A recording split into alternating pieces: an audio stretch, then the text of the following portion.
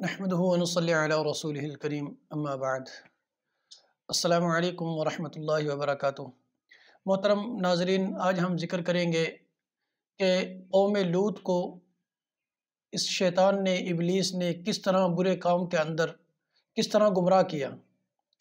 کس طرح اس قوم کو اللہ رب العزت کے عذاب کا مستحق بنایا۔ اس نے کتابوں کے اندر آتا ہے کہ حضرت لوط علیہ السلام کی اس قوم کے اندر، یہ جس علاقے کے اندر آباد تھے، بہت زیادہ سرسبز تھا اور بہت اچھے اچھے باغات تھے۔ ایک مرتبہ شیطان ایک آدمی کے باغ کے اندر، ایک انسان کے باغ کے اندر جاتا ہے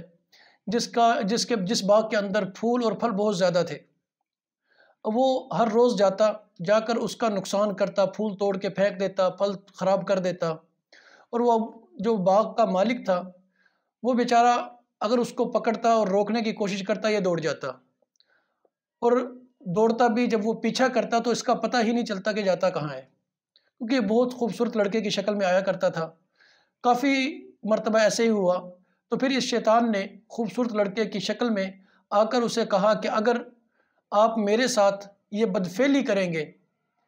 یعنی برا کام کریں گے جو اصل کے اندر مرد اور عورت میاں بیوی کرتے ہیں، اس شیطان نے خوبصورت لڑکے کی شکل میں آ کر اس آدمی سے کہا کہ اگر تو میرے ساتھ یہ برا کام کرے گا تو میں آپ کے باغ کے اندر نقصان کرنا چھوڑ دوں گا۔ آپ اندازہ لگائیں کہ یہ بدبخت کتنا ظالم ہے کہ اس نے اللہ رب العزت کی مخلوق کو گمراہ کرنے کے لیے اپنے آپ کو کتنا نیچے گرایا، کتنا ذلیل کیا۔ اس کا صرف ایک ہی مقصد ہے کہ انسانوں کو کس طرح اللہ رب العزت کا نافرمان بناؤں اور کس طرح جہنم میں لے جاؤں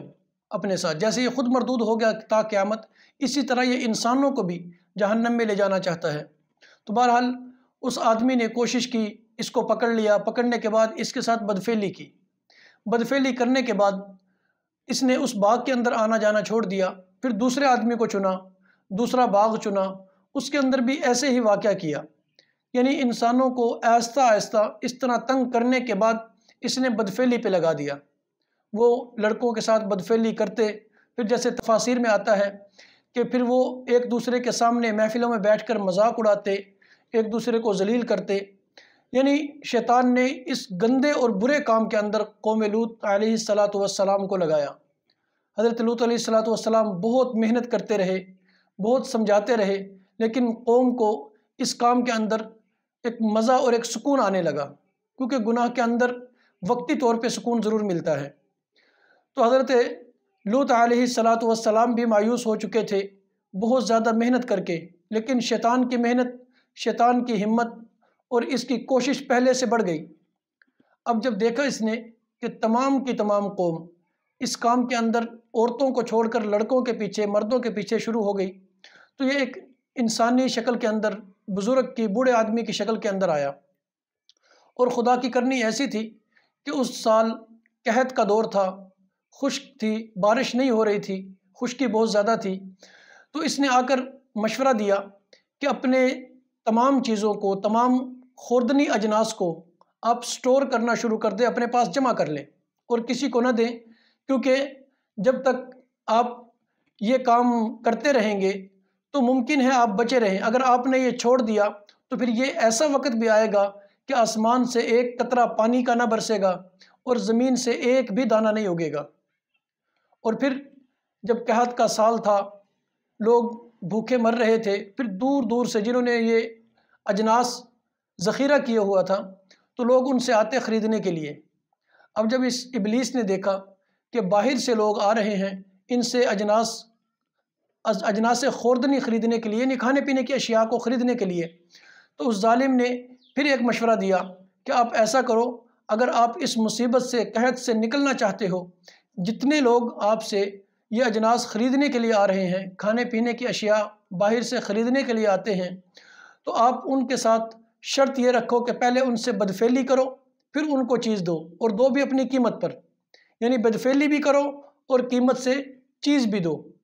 اب اس قوم والوں نے اس کی بات مان کر یہ کام بھی شروع کر دیا۔ پھر نوبت یہاں تک آ گئی، اتنی زیادہ ان کو اس چیز کی لت لگ گئی کہ وہ راستے پہ بیٹھ جاتے، جو بھی کوئی بچہ مرد آتا جاتا اس کو پکڑ کے زبردستی اس سے بدفعلی کرتے، اور پھر محفلوں کے اندر، مجالس کے اندر آ کر ذکر کرتے اور خوش ہوتے۔ تو اللہ رب العزت کے اس پیغمبر نے، حضرت لوط علیہ السلام نے بہت سمجھایا، گڑ گڑائے، روئے، منت سماجت کی کہ خدا کے لیے یہ کام چھوڑ دو، یہ اللہ رب العزت کے عذاب کو ہوا دے رہا ہے، اللہ رب العزت کے غصے کو بھڑکا رہا ہے، لیکن وہ قوم نہ مانی۔ پھر حضرت لوط علیہ السلام اپنی قوم کو چھوڑ کر اللہ رب العزت کے حکم سے باہر نکلے، اور اللہ رب العزت نے جبرائیل علیہ السلام کو حکم دیا۔ جبرائیل علیہ السلام نے قوم لوط کو، پوری کی پوری قوم کو